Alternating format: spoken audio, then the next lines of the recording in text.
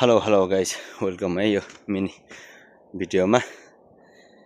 म चाहिँ यो अरुण थर्डको जुन त्यो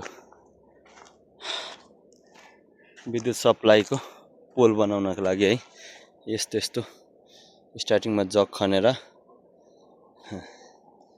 यसरी जग खनेर त्यहाँ पर छ एउटा, यो छ दुईटा, देन माथि छ दुईटा चारटा, यसरी चाहिँ उठाएर सुरुवात त्यसरी गरेर अनि फलामको जोड्दै लगेर टावर बनाउँदो रहेछ है।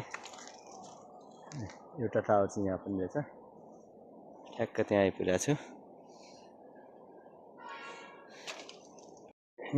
र ठ्याक्कै यो चाहिँ सालगारी छ। यो तल देखेको समथर चेवा बेसी हो है। त्यहाँदेखि ट्याक्क अलि परतिर हाम्रो पर कुनामा चाहिँ अरुण नदी बगिरहेको छ है।